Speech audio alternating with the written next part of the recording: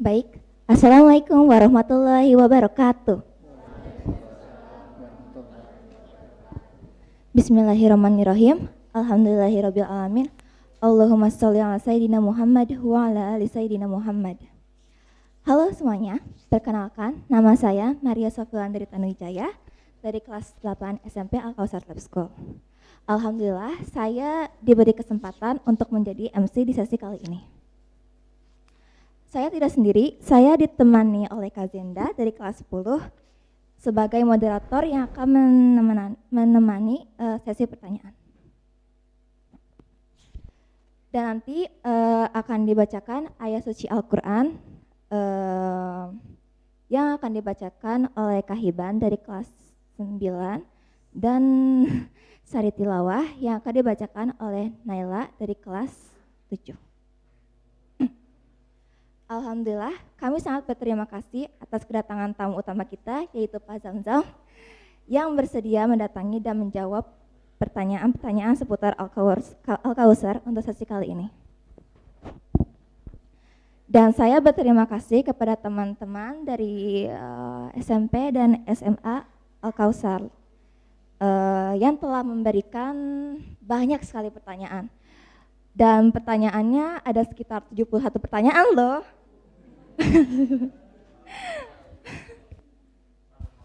Serta ucapan terima kasih saya haturkan kepada Bapak Ibu sekalian yang telah menghadiri sesi kali ini. Dan tidak lupa, alhamdulillah kita juga kedatangan teman-teman dari luar Al-Kausar. Ada banyak sekali ya.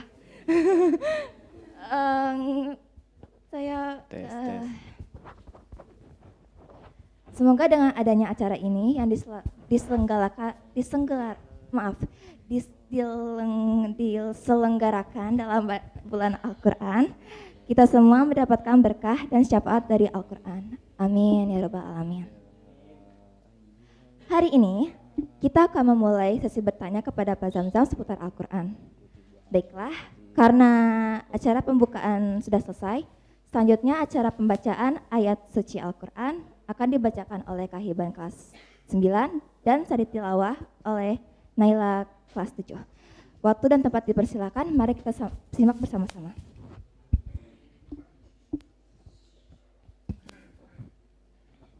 Assalamualaikum warahmatullahi wabarakatuh.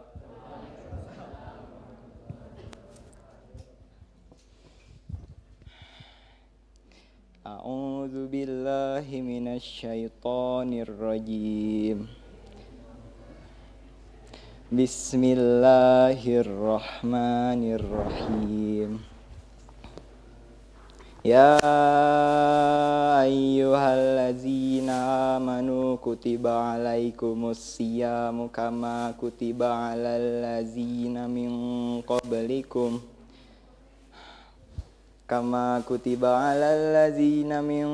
qablikum la'allakum tattaqun. Ayyaman ma'dudat. Faman kana minkum maridun aw ala safarin fa iddatum min ayyamin ukhra. Wa 'alal ladzina yutiqunahu fidyatun ta'amu miskin. Faman tatawwa'a khairan fahuwa khairul lah.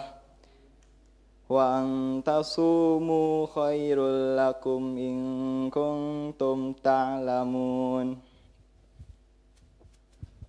Syahrul Ramadan allazi unzila fihil Qur'anu hudal linnasi wa bayyinatin minal huda wal furqan. Faman syahida minkumus syahra falyasum. Wa man kana maridun aw ala safarin fa iddatum min ayyamin ukhra. Yuridullahu bikumul yusra wa la yuridu bikumul usra.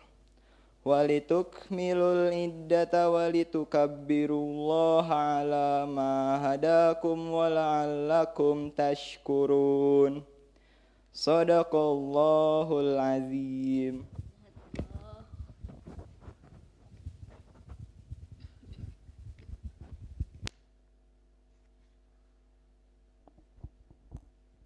Aku berlindung kepada Allah dari godaan syaitan yang terkutuk. Dengan asma Allah yang Maha Pengasih dan Maha Penyayang. Wahai orang-orang yang beriman, diwajibkan atas kamu berpuasa sebagaimana diwajibkan atas orang sebelum kamu agar kamu bertakwa, yaitu beberapa hari tertentu. Maka barang siapa di antara kamu sakit atau dalam perjalanan lalu tidak berpuasa, maka wajib mengganti sebanyak hari yang dia tidak berpuasa itu pada hari-hari yang lain. Dan bagi orang yang berat menjalankannya, wajib membayar fidyah, yaitu memberi makan seorang yang miskin. Tetapi barang siapa dengan kerelaan hati mengerjakan kebajikan, maka itu lebih baik baginya, dan puasamu itu lebih baik bagimu jika kamu mengetahui. Bulan Ramadan adalah bulan yang di dalamnya diturunkan Al-Quran sebagai petunjuk bagi manusia dan penjelasan-penjelasan mengenai petunjuk itu, dan pembeda antara yang benar dan yang batil. Karena itu, barang siapa di antara kamu ada di bulan itu, maka berpuasalah. Dan barang siapa sakit atau dalam perjalanan dia tidak berpuasa, maka wajib menggantinya sebanyak hari yang ditinggalkannya itu pada hari-hari yang lain. Allah menghendaki kemudahan bagimu dan tidak menghendaki kesukaran bagimu. Hendaklah kamu mencukupkan bilangannya dan mengagungkan Allah atas petunjuknya yang diberikan kepadamu agar kamu bersyukur. Maha benar Allah dengan segala firman-Nya.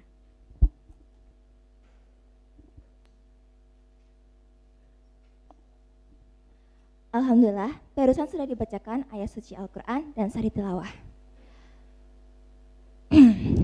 Untuk acara selanjutnya, saya mempersilahkan kepada Kak Zenda untuk memimpin sesi utama tanya jawab seputar Al-Quran. Silakan Kak Zenda. Baik, terima kasih Sofi. Bismillahirrahmanirrahim. Assalamualaikum warahmatullahi wabarakatuh. Alhamdulillahirrabbilalamin wa bihi nasta'in wa ala umurud dunya waddin wa salatu wassalamu ala asrofil anbiya'i wal mursalin wa ala alihi wa sahbihi ajmain amma ba'du. Saya Yasma Zenda dari kelas 10. Saya selaku moderator pada malam ini yang bertugas untuk membacakan pertanyaan-pertanyaan yang sudah teman-teman ajukan mengenai Al-Qur'anul Karim yang nantinya akan dijawab oleh Pak Zamzam. Baik, jadi di sini saya ingin mengucapkan terima kasih atas kehadirannya ya Pak, yang sudah mau meluangkan waktunya untuk menjawab pertanyaan-pertanyaan dari teman-teman. Yang Pak Zamzam sendiri, beliau ini merupakan seorang pengkaji Quran, pembina Yayasan Al-Kausar Pelita Insani, dan juga merupakan seorang guru geografi di SMP Al-Kausar, dan hingga saat ini masih mengajar sebagai guru fisika di SMA Al-Kausar. Bapak bagaimana kabar Pak? Alhamdulillah baik. Oke, udah boleh langsung masuk ke sesi tanya jawab ya Pak? Oke, baik. Terima kasih Pak. Oke, jadi sebelum masuk ke sesi tanya jawab, saya ingin mention sedikit bahwa di sini akan ada 5 tema totalnya dari pertanyaan-pertanyaan yang teman-teman ajukan yang sudah disusun dan dikelompokkan. Dan saya mohon untuk teman-teman yang nanti saya baca dan saya sebut namanya untuk berdiri setengah badan ya, seperti ini. Dan untuk teman-teman yang ada di Zoom, mohon untuk membuka kameranya bila saya menyebutkan namanya dan membacakan pertanyaannya. Oke, langsung saja saya akan masuk ke pertanyaan pertama dengan tema pertama, yaitu mengenai penurunan, penyusunan, dan pemahaman Al-Quran. Pertanyaan pertama dari Puspa kelas 10.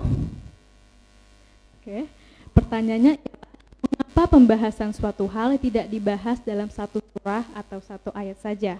Mengapa dibahas di surat yang berbeda-beda?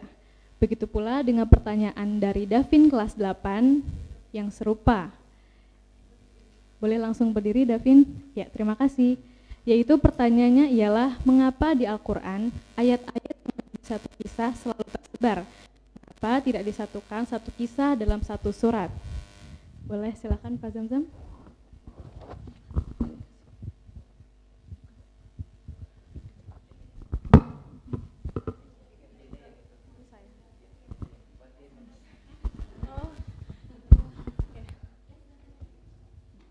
Baik, bismillahirrahmanirrahim. Assalamualaikum warahmatullahi wabarakatuh. Baik, selamat malam anak-anakku semuanya, kelas K7, K8, K9, K10 ya, gabungan ya. Al-Kausar, juga adik-adik yang di rumah barangkali yang ikut acara malam hari ini. Jadi saya diminta untuk menjawab pertanyaan-pertanyaan seputar Al-Quran terutama, atau mungkin hal yang lainnya gitu. Jadi tadi ada dari Zenda ini murid saya di SMA ya, fisika ya, fisikanya juga bagus. Baik, tadi apa pertanyaannya itu, Kenapa pembahasan suatu hal tidak dibahas dalam satu surah atau satu ayat saja?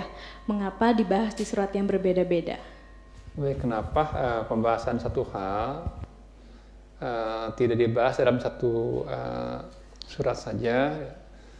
Kenapa tersebar di mana-mana gitu ya dalam Al-Quran? Jadi sebetulnya kalau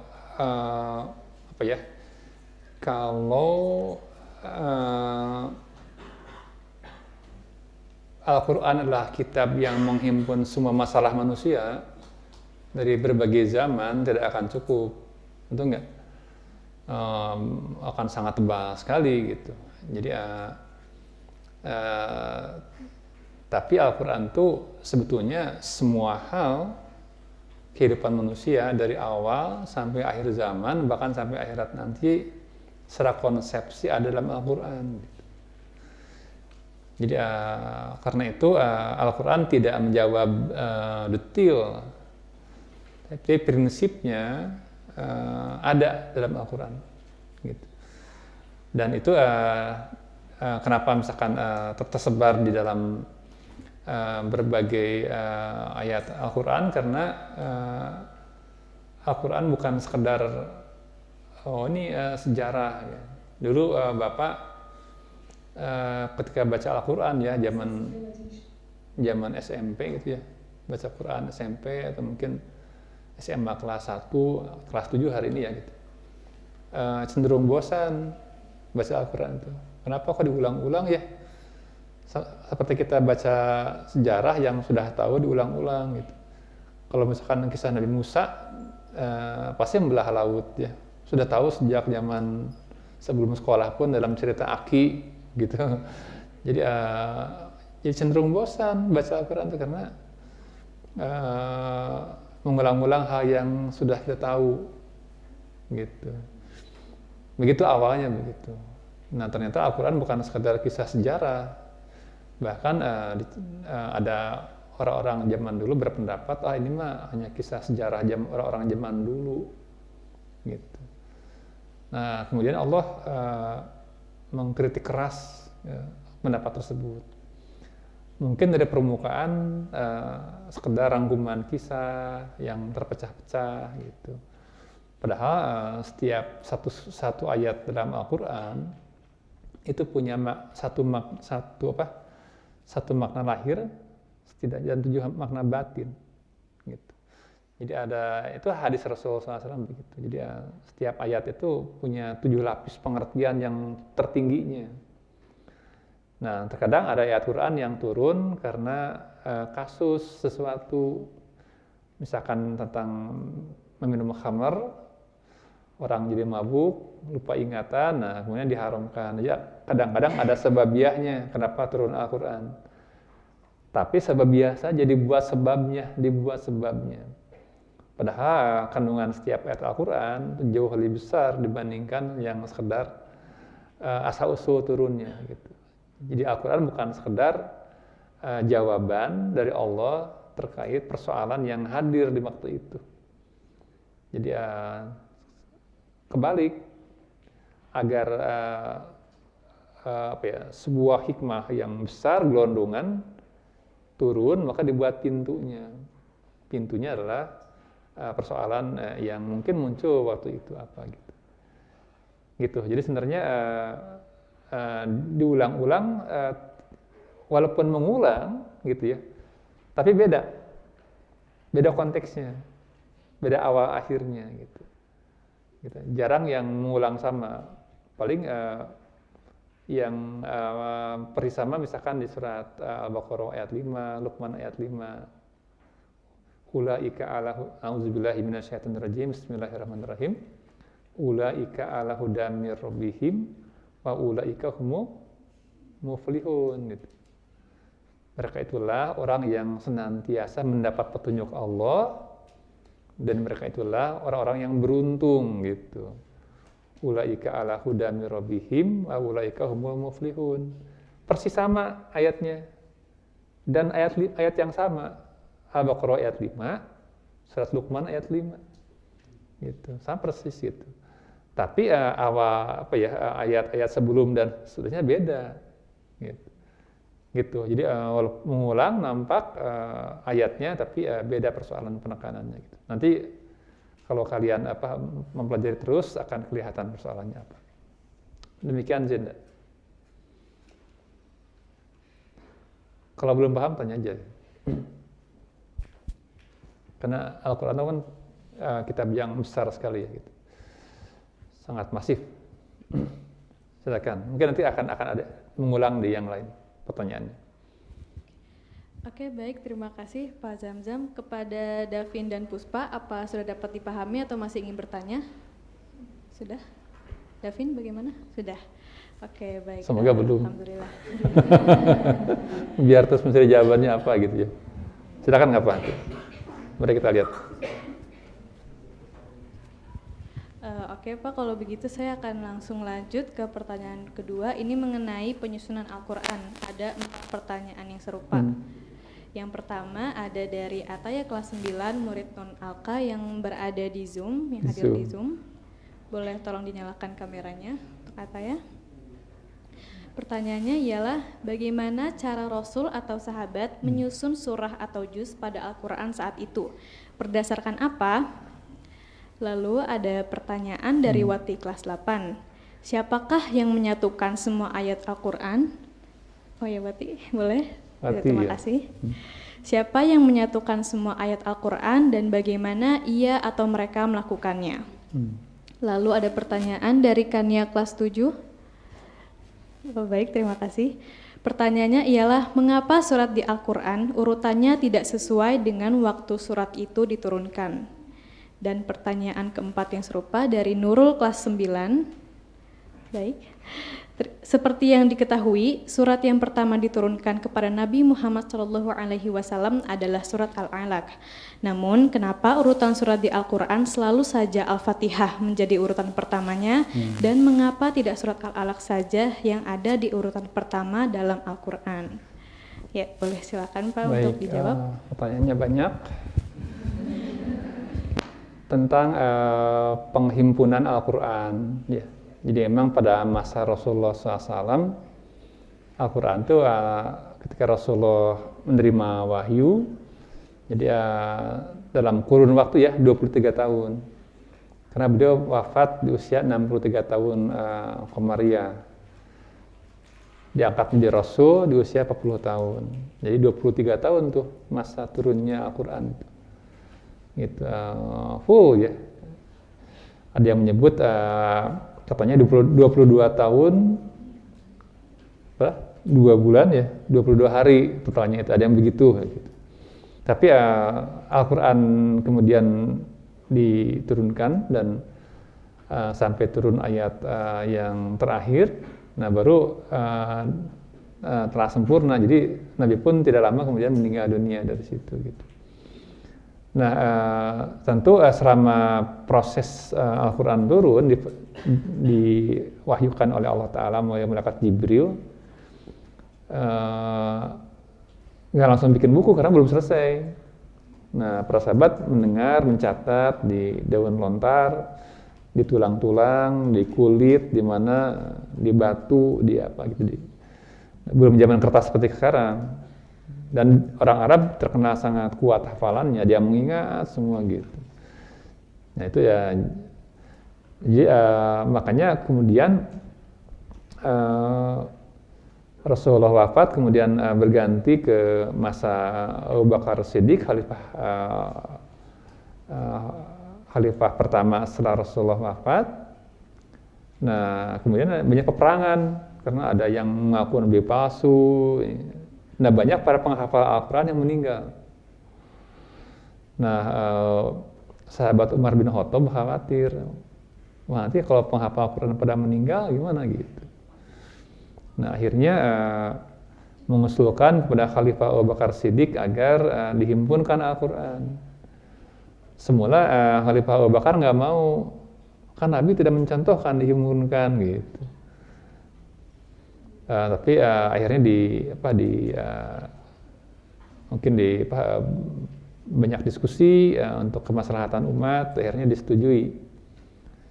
Jadi penghimpunan pertama itu di masa Abu Bakar Siddiq gitu. Tapi di zaman Rasulullah pun ada pembacaan Al-Quran. Kan Nabi menerima tuh ya wahyu yang sangat banyak. Nabi membacakan. Pembacaannya menurut yang dari sini. Jadi Rasulullah SAW tidak dari alat-alat gitu. Tapi Allah menuntun Rasulullah SAW agar menyusun Quran seperti itu. Yang pertama Al-Fatihah, yang kedua Al-Baqarah gitu ya. Karena itu kan kenapa Al-Baqarah dan Ali Imran termasuk surat yang terpenting ya, terbesar gitu. Nanti kalau dipelajari betul akan tahu pentingnya apa ayat Al-Baqarah dan Ali Imran itu.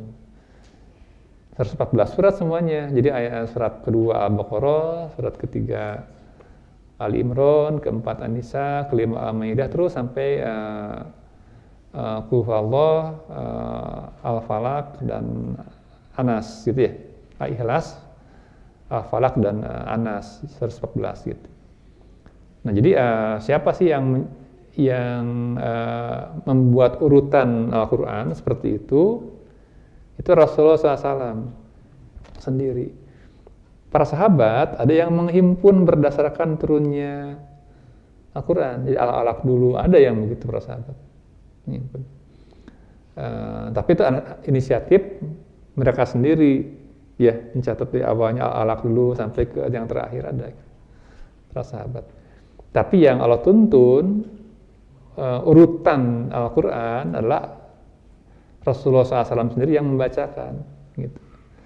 Ya, beberapa kali sebelum beliau wafat, kayak kita khotaman Quran kan, khatam misalkan sebulan atau 2 bulan gitu. Nabi pun juga atas bimbingan perintah Allah dan dibimbing oleh Jibril alaihissalam membacakan gitu ya.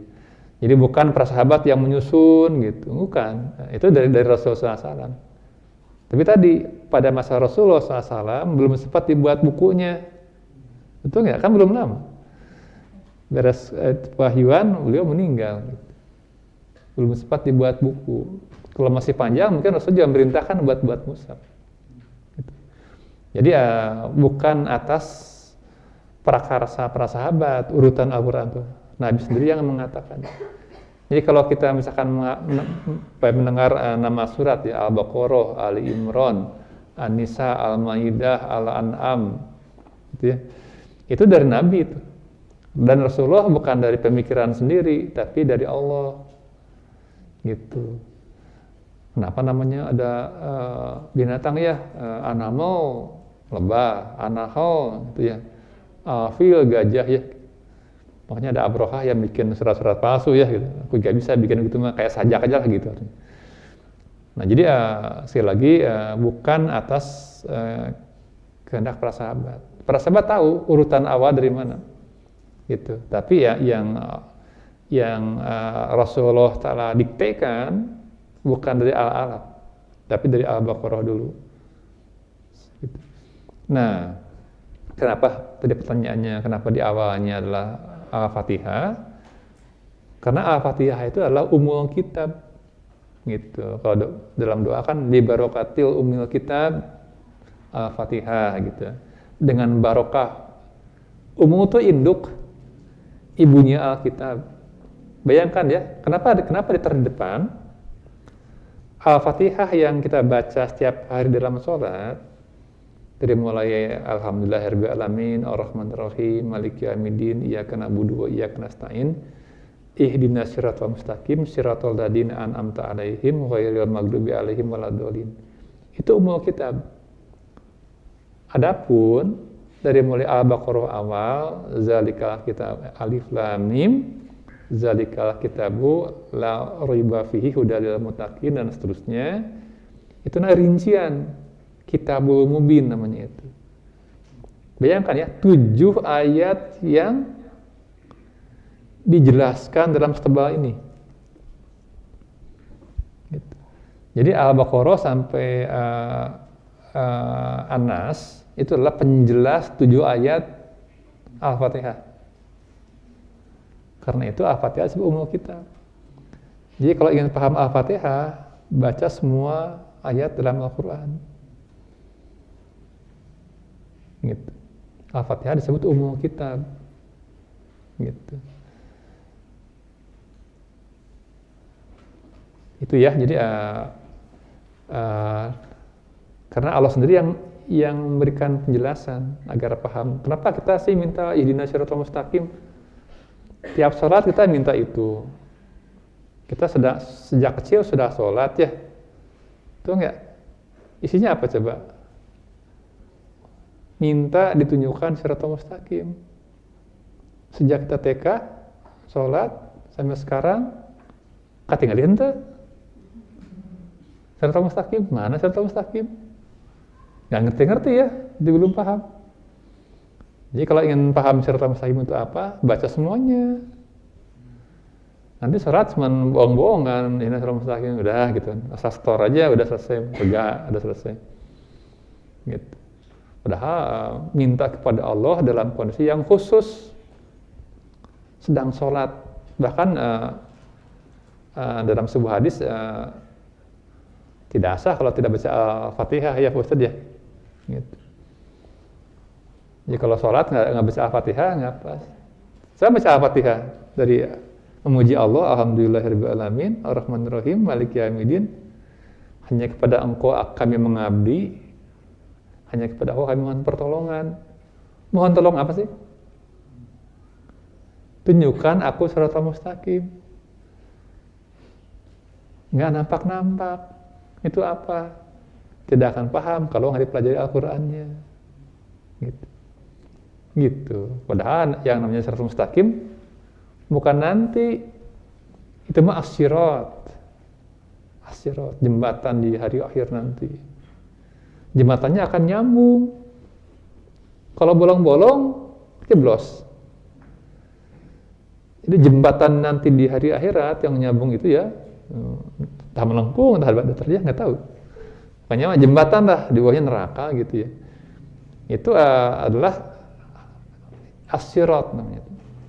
Kalau siratal mustaqim di bumi ini, sejak dari bumi.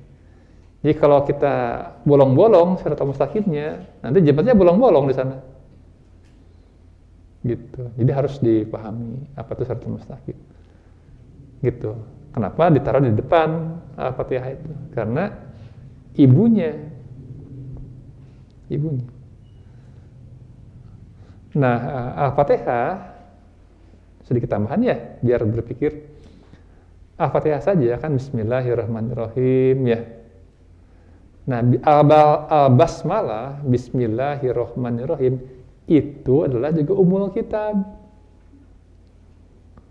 Penjelasnya adalah Alhamdulillahirabbil alamin, Ar-Rahmanir-Rahim, Maliki yaumiddin, Iyyaka na'budu wa iyyaka nasta'in, Ihdinas siratal mustaqim, siratal ladzina an'amta 'alaihim, ghairil maghdubi 'alaihim waladdallin. Jadi kalimat Bismillahirrahmanirrahim adalah umul kitab. Penjelasnya adalah Al-Fatihah yang 7. Kan coba, Bismillahi dengan nama Allah yang mana? Ar-Rahman, Ar-Rahim. Kan nama Allah banyak. Kenapa nggak Bismillahirrahmanirrahim?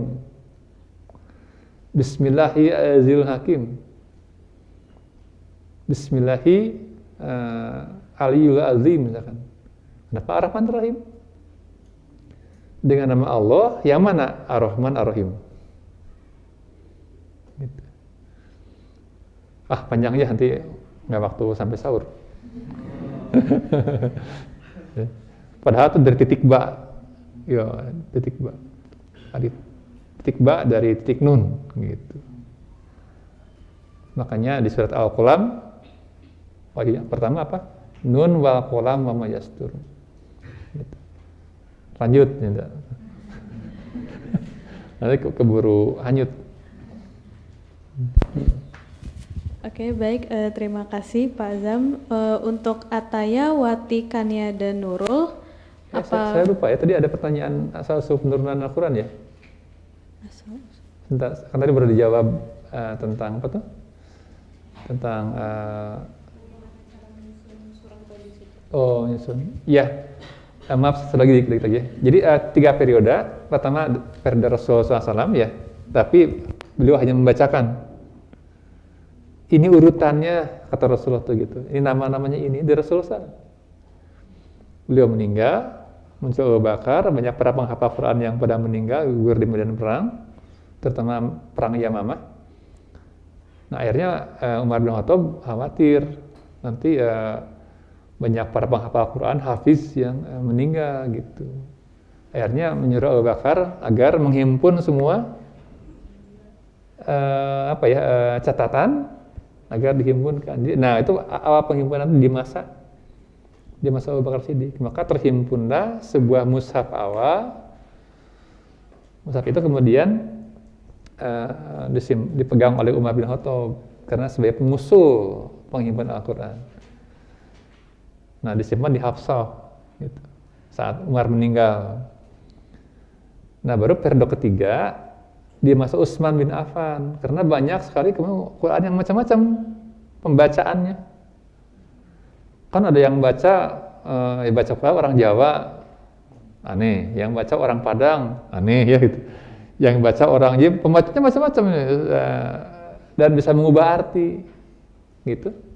Kalau dia akan ada panjang pendeknya tuh, repot. Beda itunya aja udah beda artinya gitu. Bisa beda artinya gitu. Akhirnya di masa Utsman semua mushaf cuman dibuat satu yang berdasarkan mushaf yang dipegang oleh Hafsah, istrinya Nabi, ya putranya Umar bin Khattab, gitu. Jadi di masa Utsman bin Affan kemudian dibuat duplikasi dari satu Al-Quran Hafsah gitu. Nah disebut hanya melegalkan yang satu ini karena sebagaimana yang dihimpun di masa Abu Bakar gitu ya, makanya disebut sebagai mushaf Utsmani sampai sekarang. Jadi, gitu. Apakah ada yang lain menyusun yang lain? Mungkin aja ada, dan ada para sahabat yang menyusun lagi urutan sesuai dengan, tapi bukan standar, cuma buat pribadi aja. Tapi kalau yang buat umat yang dari Allah yang dibacakan oleh Rasulullah SAW yang ini gitu. Terima kasih.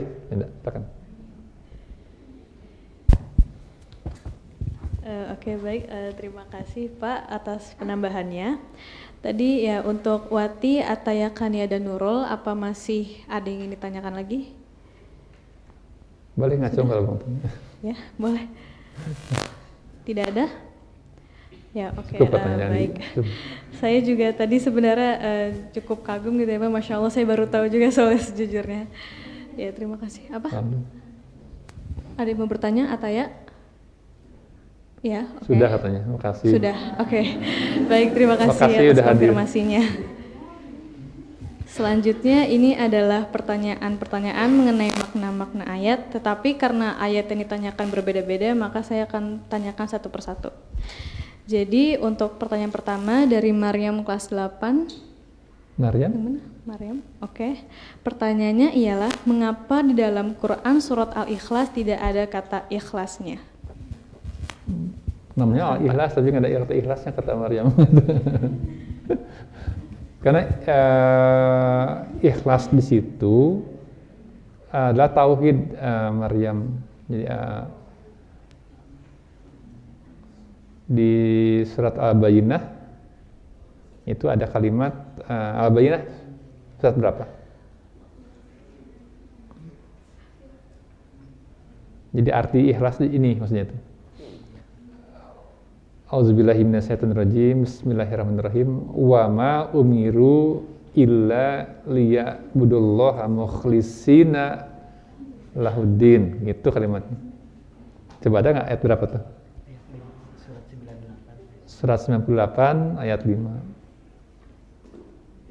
Surat 98 ayat 5, bawa Qurannya?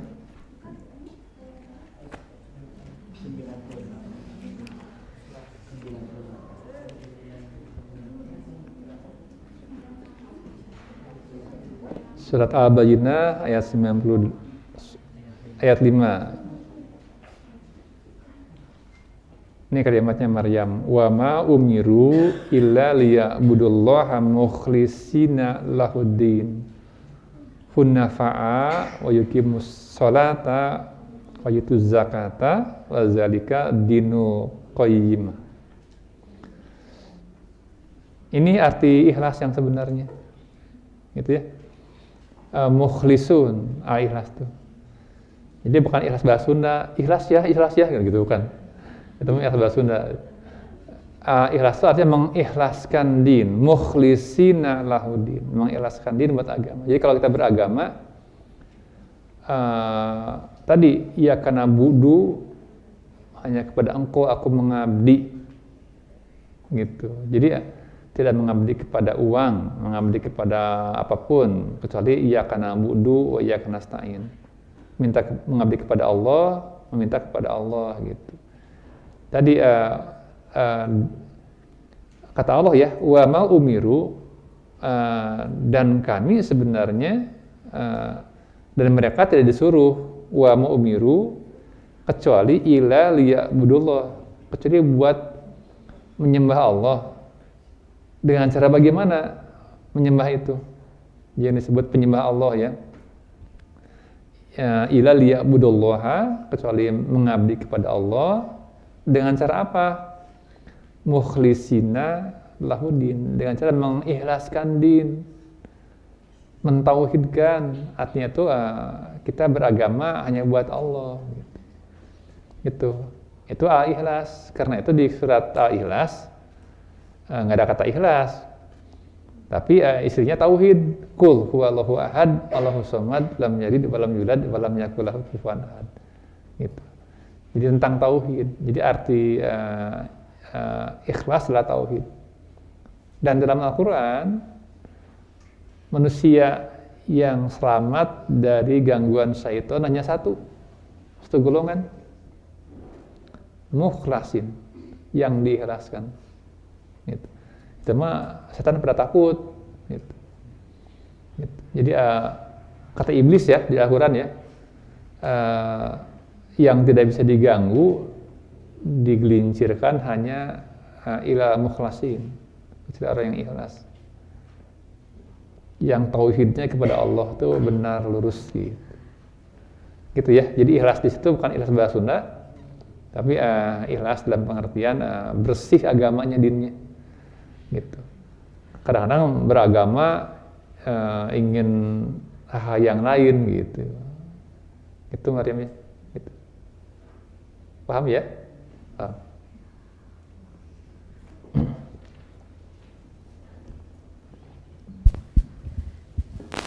Baik, terima kasih Pak Azam dan Maryamnya. Alhamdulillah sudah paham ya alasannya.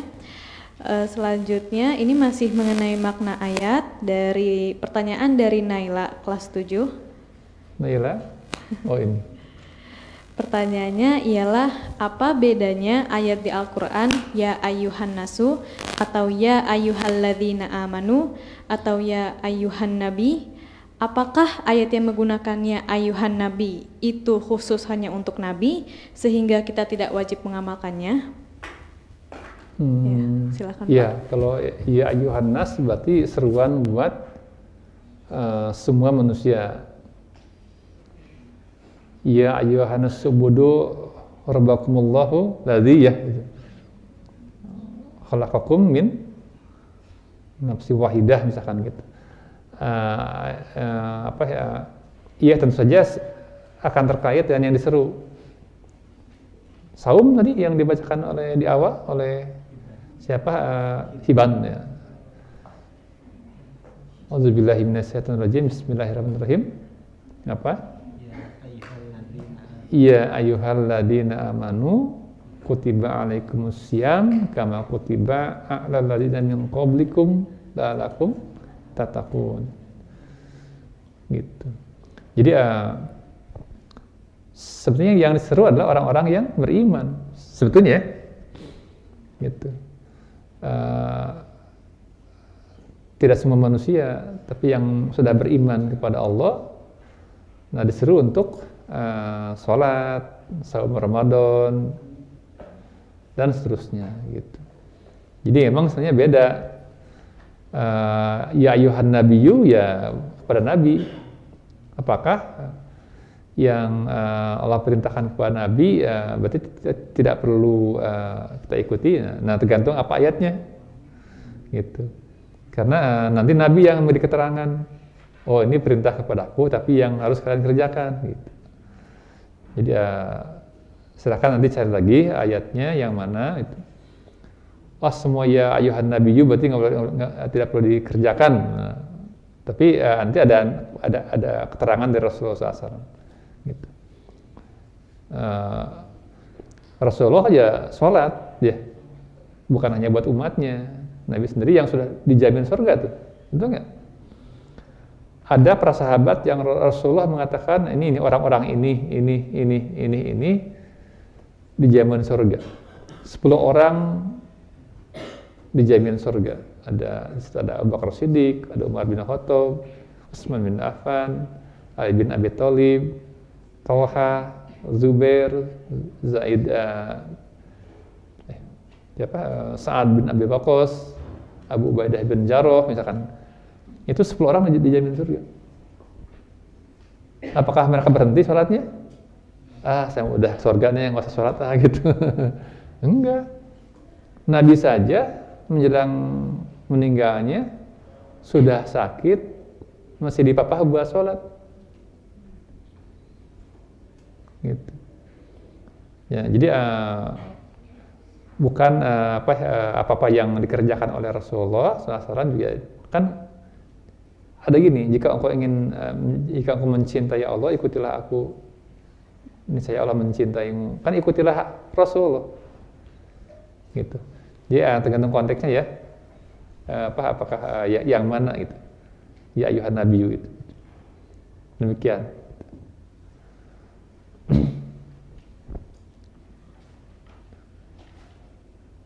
Masih ada? Masih ada. Kira udah mau habis. Oke, baik, terima kasih Pak Azam. Bagaimana Naila? Sudah terjawab pertanyaannya? Sudah, alhamdulillah. Oke, ini pertanyaan mengenai makna ayat yang ketiga dari ayat kelas 9. Ayat? Oh, ayat. Pertanyaannya ialah, di dalam surat Al-Baqarah ayat 2 dikatakan bahwa Al-Quran tidak ada keraguan padanya. Petunjuk bagi mereka yang bertakwa. Apakah jika ada yang memiliki keraguan pada Al-Quran itu artinya dia tidak bertakwa? Silakan Pak. Iya. Iya. Jadi zalikal kitabu la riba fihi hudalil muttaqin. La riba fihi, nggak ada keraguan di dalamnya. Nggak ragu, yakin betul isinya gitu. Kemudian hudalil muttaqin, petunjuk bagi orang yang takwa. Jadi orang yang sudah nggak ada keraguan, berarti orang yang takwa gitu. Kita sekarang sedang saum nih Ramadan. Tadi katanya di ayat 183 apa? La'alakum tattaqun. Kutiba alaikumussyam kama kutiba alal ladzina min qablikum la'alakum tattaqun. Agar kau bertakwa. Susah takwa tuh. Coba Ramadan katanya setan diikat ya, setan diikat semua. Kemudian sholat taraweh, saum ya, hesek mutakwa tuh, betul nggak? Coba di bulan lain sudah nggak saum, sudah nggak tambah sholat taraweh. Nanti tanya Pak Ustadz, kan spasial tuh, nanti sholat sunnah jadi dipahalai sholat wajib ya, sholat wajib dilipat gandakan, semua mewah di Ramadan ini. Masih susah takwa. Jarang yang selesai Ramadan kemudian Idul Fitri jiwanya gitu, malah riuh gitu. Nah jadi memang sulit. Jadi harus dengan, kenapa harus dengan takwa? Karena ada ayat Al-Quran tuh, wattaqullaha wa yu'allimukumullah, gitu ya. Bertakwalah kepada Allah, Allah akan mengajarimu. Jadi Allah akan mengajari ayat langsung, gitu, dengan caranya, atau mengajari siapapun di antara kita dengan caranya. Kuncinya takwa. Wattaqullaha, bertakwalah kepada Allah, wa yu'allimu, Allah betul-betul mengajarimu gitu, tanpa perantara. Bayangkan, wa yu'allimukumullah, tanpa ustadz, tapi takwa dulu. Banyak munajat kepada Allah, akrab, dekat. Kalau dekat sama Allah akan bisikan rahasia-rahasia kebenaran. Gitu. Ya. Kalau lapar boleh ngambil boleh. Aduh, tadi makannya sedikit, saya mau tambah makan boleh. Asal tertib. Gitu ya, ya. Jadi apakah kalau masih ragu-ragu, apakah belum takwa? Iya. Jadi berjuang buat takwa agar sampai menemukan kebenaran Al-Quran. Gitu. Demikian ya. Baik, terima kasih Pak. Ait, masih ada yang mau ditanyakan lagi? Tidak ada? Oke. Buat teman-teman yang mungkin masih kurang paham atau mungkin masih penasaran, boleh langsung angkat tangan ya. Begitu juga dengan yang di Zoom, boleh langsung raise hand. Boleh. Raise hand kalau misalkan masih ada yang ingin ditanyakan. Nah, ini adalah pertanyaan terakhir mengenai makna-makna ayat, yaitu pertanyaan dari Kania kelas 7. Oh, oke, Kania lagi. Oke. Pertanyaannya ialah, dalam surah Al-Qadar dijelaskan tentang Lailatul Qadar atau malam kemuliaan. Nah, malam kemuliaan itu apa? Ada apa di malam itu sehingga lebih baik dari 1000 bulan? Silahkan Pak. Di surat Al-Qadar memang Allah menyebutkan dalam firman-Nya malam yang lebih baik dari 1000 bulan. Inna anzalnahu fi lailatul qadr. Kemudian Lailatul Qadri khairum min alfi syahr. Sebuah malam yang lebih baik dari 1000 bulan. Kan alfi syahr.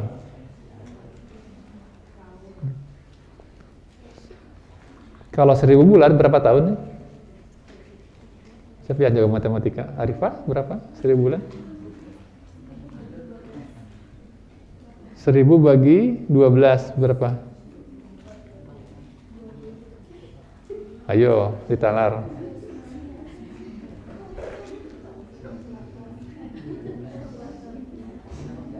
Berapa? Berapa? 83,3333 tahun.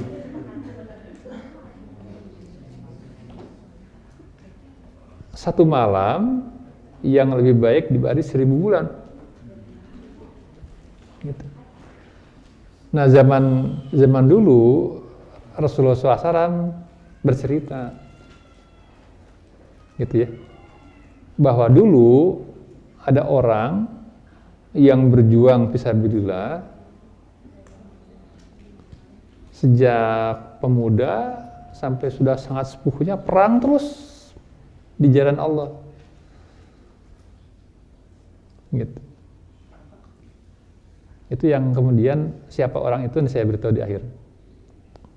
Sejak masih pemuda, remaja, ikut berperang terus, nggak ada keraguan terhadap kitab yang turun zaman itu pada nabinya. Berperang sampai sudah sepuhnya berapa tahun berperang? Totalnya 83 tahun. Gitu. Bayangkan ya, berjuang di jalan Allah, menegakkan agama Allah sebanyak 82 tahun atau 83 tahun. Nggak berhenti, perang terus. Karena musuhnya banyak. Lailatul Qadar adalah satu malam yang lebih baik dibandingkan 1000 bulan itu. Gitu. Orang itu adalah namanya, ingin tahu? Atau nggak pengen tahu? Kalau nggak pengen tahu, nggak akan saya beritahu. Gitu. Nah, jadi ada satu malam yang seolah setara dengan perjuangan orang seumur hidup. Gitu. Saya baca kemudian yang lebih baik dari 1000 bulan. Tanazzalu malaikatu waruh fiha bi'idzni rabbihim min kulli amr. Jadi pada malam itu diturunkan urusan yang terbaik. Jadi kalau kalian dapat Lailatul Qadar, akan menerima hal yang terbaik dalam setahun ke depan. Ya, dalam setahun ke depan. Jadi kalau misalkan saya mau apa, ya Allah yang terbaik, yang paling baik buatku. Nah, kejar Lailatul Qadar. Jadi orang yang tadi yang berperang itu orang yang dapat Lailatul Qadar sebenarnya itu di zaman itu. Kemudian karena dapat berkah Lailatul Qadar pada zamannya, sehingga dia sudah punya urusan yang tepat dan berperang dengan diberi kekuatan, diberikan kemampuan hingga 83 tahun berjuang. Jadi kalau seseorang dapat Lailatul Qadar, seolah dia menerima sebuah pekerjaan, urusan yang akan bernilai keridhaan Allah, gitu, seumur hidup. Jadi yang dicari itu apa? Siapa aku? Itu enggak? Aku dicipta buat apa? Gitu.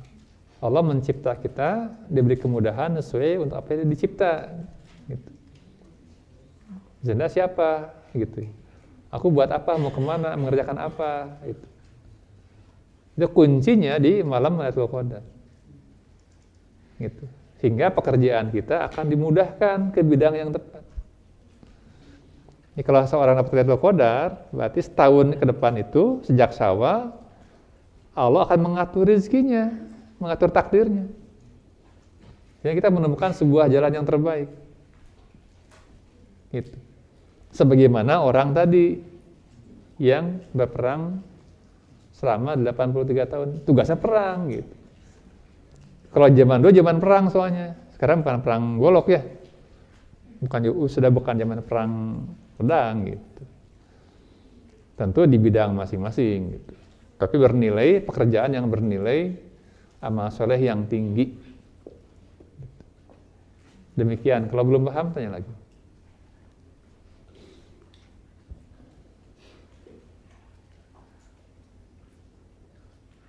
Jadi kenapa dia bertahan bisa berjuang, beramal soleh, walaupun keras ya, 82 tahun, karena dia mengerjakan bidang yang tepat dan produktif. Oke, baik. Terima kasih Pak. Bagaimana Kania? Sudah mengerti? Oke. Sebelum saya lanjut ke pertanyaan berikutnya, saya meminta kepada teman-teman yang ada di tempat untuk makan dengan tertib ya, jangan sampai berantakan. Dan sampahnya nanti dibuang di tempat sampah, jangan diletakkan sembarang tempat. Oke. Oke, itu adalah pertanyaan terakhir mengenai makna ayat Al-Quran. Dan sekarang kita akan beralih mengenai topiknya, itu mengenai penurunan Al-Quran. Ini ada pertanyaan dari Lanika kelas 6 yang murid non Al-Kausar yang berada di Zoom. Boleh tolong dinyalakan kameranya, Lanika? Oke, baik, terima kasih. Pertanyaannya ialah bagaimana cara surah-surah dalam Al-Quran itu turun? Ya, sekian itu Pak, silahkan. Bagaimana cara surat-surat dalam Al-Quran turun? Diwahyukan kepada Rasulullah SAW oleh malaikat Jibril. Jadi semua ayat yang dibaca dalam Al-Quran itu berasal dari Allah.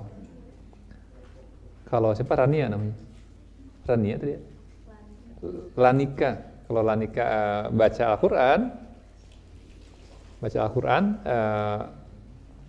membukanya gitu ya,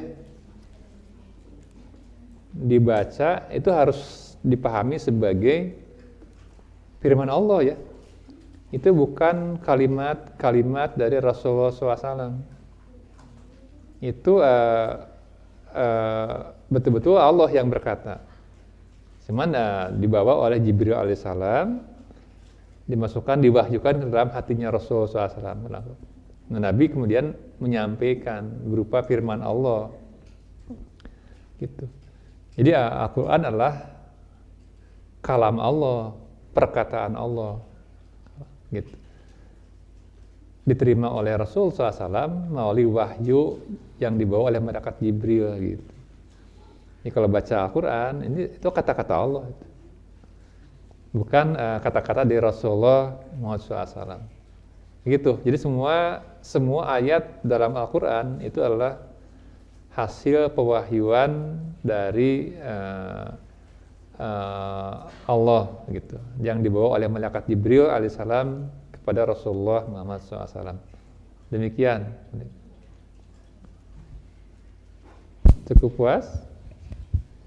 Bagaimana Lanika?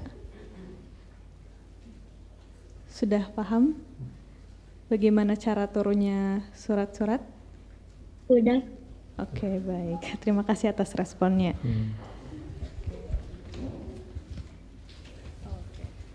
Oke, tadi pertanyaan-pertanyaan dari tema mengenai penurunan, penyusunan, dan pemahaman Al-Quran. Dan sekarang kita akan beralih ke pertanyaan-pertanyaan dengan tema hal-hal unik. Nah, yang pertama ini adalah tentang universe ya. Pertanyaan dari yang pertama Rahma kelas 9. Silahkan Rahma. Rahma mengatakan, dia bertanya, surat Al-Anbiya ayat 107 menyatakan bahwa Nabi Muhammad SAW adalah rahmat bagi alam semesta atau rahmatan lil alamin. Alam semesta yang luas pasti ada makhluk yang hidup di planet lain selain bumi. Pertanyaannya ada 3. Yang pertama, apakah Nabi Muhammad SAW juga diutus kepada planet-planet lain itu? Yang kedua, atau dari yang saya dengar, benar bahwa Nabi Muhammad SAW yang ada di bumi merupakan pusat dari alam semesta, yang berarti makhluk luar bumi juga menggunakan Al-Quran sebagai petunjuk, yang berarti juga mereka mengetahui kehadiran Nabi Muhammad SAW beserta planet bumi ini. Dan yang ketiga, jika benar bumi adalah pusat, mengapa harus bumi? Ya, sekian, silakan Pak. Susah pertanyaannya? Baik, tadi saya sebutkan di awal Rahma bahwa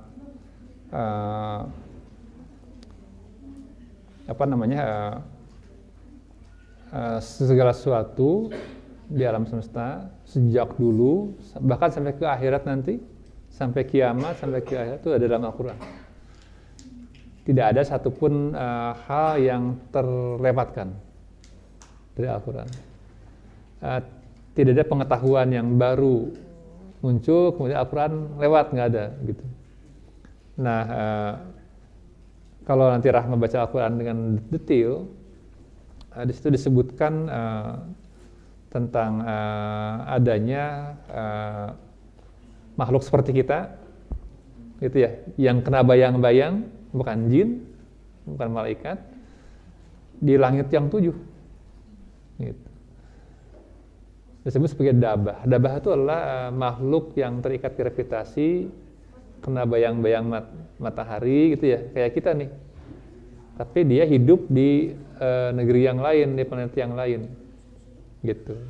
Ada berapa ayat Quran diulang-ulang, gitu. Daba atau man fis samawati wa'ad. Kalau ma itu kan apa-apa. Tapi kalau man itu orang berakal di langit dan di bumi. Gitu. Hanya belum susah menghubungkannya, jauh soalnya. Kita mau ke Marsnya berapa bulan terbang ke sana gitu. Ada tempat-tempat yang untuk sampai ke sana butuh kecepatan cahaya gitu. Gitu. Jadi sementara manusia tidak mungkin punya kendaraan yang kecepatan cahaya gitu. Sekarang gitu. Nah, jadi nah, kalau ada makhluk-makhluk yang lain di langit, ya, di planet yang lain, pasti ada rasul-rasulnya. Gitu. Al-Quran menyebutnya.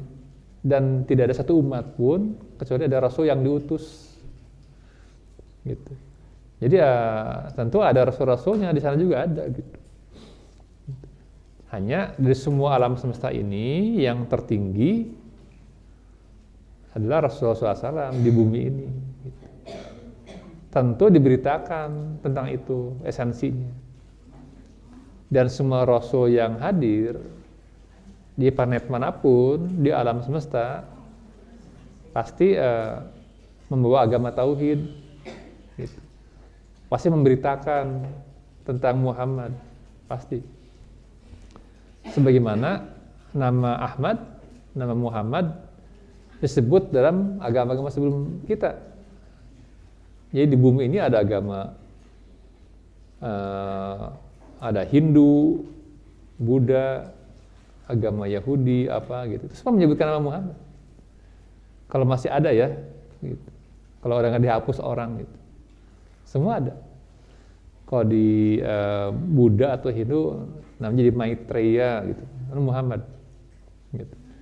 Jadi ada nama-nama Muhammad secara simbolik ada di agama-agama yang lain gitu. Jadi di langit pun juga ada kehidupan yang lain, alam fisik. Tidak ada sebuah umat pasti ada yang diutus. Kata Allah dalam Al-Quran, seandainya ada malaikat-malaikat yang berjalan di muka bumi, tentulah kami akan mengutus kepada mereka malaikat yang menjadi rasul. Ayat berapa tuh ya? Coba, barangkali. Seandainya malaikat berjalan di muka bumi, berjalan itu kan dabah.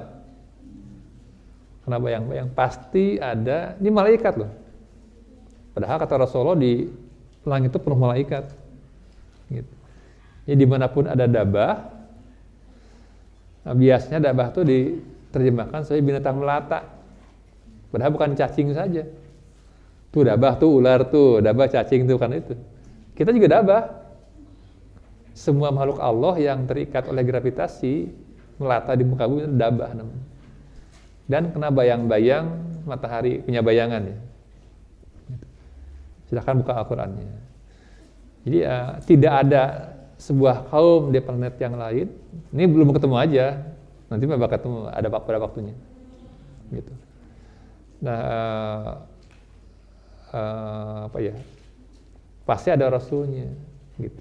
Tidak mengutus rasul, pasti akan memberitakan tentang Muhammad, gitu. Cuman kita beruntung karena rasul tertinggi muncul di bumi ini, gitu. Jadi ada peradaban-peradaban yang sudah tua tuh. Jadi sebelum kita hadir di muka bumi ya manusia ya, sejak Nabi Adam sampai sekarang nih, sampai Rahma hari ini, ada peradaban-peradaban yang sudah musnah, yang udah ada di bumi. Makanya di Al-Quran Ada pertanyaan tuh ketika Allah membuat khalifah ini jaidu khalifatan fil ardi, gitu ya. Sesungguhnya aku akan menciptakan seorang khalifah di bumi itu. Para malaikat bertanya, ya Allah, kenapa engkau menciptakan makhluk yang senantiasa menumpahkan darah? Darah punya siapa darah? Darah mah bukan punya malaikat ya. Siapa yang suka berdarah? Kambing, manusia, ya kan fisik. Kenapa engkau mau menciptakan makhluk yang senantiasa ribut aja, berantem, berperang, menumpahkan darah? Padahal kami memuji engkau, mentasbihkanmu, mengkuduskanmu gitu. Kurang apa lagi sih gitu? Kata para malaikat itu. Apa artinya? Jadi ada peradaban-peradaban lain sebelum manusia di bumi yang lain. Dan ada hadisnya. Ada hadisnya, nanti cari silakan. Ada sebuah bumi besarnya sebesar apa, di mana para penghuninya. Gitu. Jadi kenapa para malaikat mempertanyakan kebijakan Allah mau menciptakan khalifah di muka bumi di sebuah planet? Karena mereka melihat bahwa di planet yang ini ribut, berantem, yang sejenis kita ini. Betul nggak? Coba dari mana? Padahal belum ada Adam. Nabi Adam sedang dibuat adonannya tuh. Gitu. Berarti melihat yang sebelumnya. Ya, entah di bumi ini, entah di planet yang lain yang sebelumnya. Dan makhluk yang kayak kita, kerjaannya ribut melulu. Gitu. Saling membunuh, perang, musnahkan diri mereka sendiri. Nah, makanya kalau kiamat bumi ini, kiamat semuanya, karena makhluk tertingginya sudah hadir di muka bumi ini. Gitu. Jadi pasti semua memberitakan tentang nama Muhammad. Gitu. Itu tadi kemudian kenapa bumi? Wahai bumi, karena ini peradaban terakhir. Ini kalau bumi kiamat semuanya. Gitu. Jadi makanya di Al-Quran ini sudah terhimpun semua persoalan di alam semesta. Tinggal dicari. Pada waktunya nanti ada ketemu. Ada kehidupan yang Allah sebut gitu. Sejak zaman Rasulullah SAW turunnya di zaman Nabi ya, Al-Quran itu. Belum zaman pesawat, belum zaman televisi, gitu. Tapi ya sudah memberitakan ada api di bawah laut. Bora-bora bisa ke bawah laut zaman dulu. Baru zaman sekarang, oh ternyata ada api di bawah laut. Gitu. Ada banyak sains yang baru ketemu sekarang. Orang-orang zaman Nabi belum tahu gitu. Tapi Rasulullah melihat sampai ke ujung zaman. Bayangkan ya, Rasulullah menceritakan ya, para sahabat nanti ada benda sekian ton melayang di atas. Ya. Nanti ya ada layar yang kayak gini nih, bisa lihat nih. Wah, pusing nggak kebayang gitu. Nabi melihat semasa akhir zaman. Tapi bijak sekali tidak menceritakan apa yang dilihat. Karena nggak akan masuk akal buat mereka. Gitu. Nanti ada orang yang jalannya seperti angin gitu. Sekarang mah udah biasa ya gitu. Gitu. Punya mobil, punya apa. Cuma Nabi pintar membahasakan dalam bahasa umat waktu itu. Gitu. Gitu Rahmaya. Baik, terima kasih Pak, dan terima kasih ya Rahma atas pertanyaan yang sangat menarik ini. Kira-kira ada teman-teman yang masih mau bertanya nggak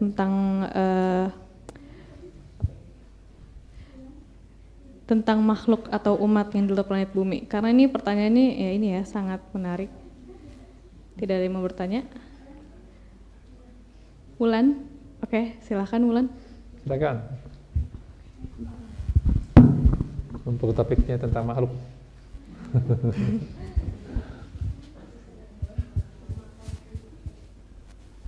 Assalamualaikum warahmatullahi wabarakatuh. Waalaikumsalam warahmatullahi wabarakatuh. Saya dari kelas 10. Sebenarnya ingin bertanya dari yang sebelum-sebelumnya, bukan pembahasan yang ini. Nggak apa-apa. Jadi pertanyaannya, apa ciri-ciri orang bertakwa?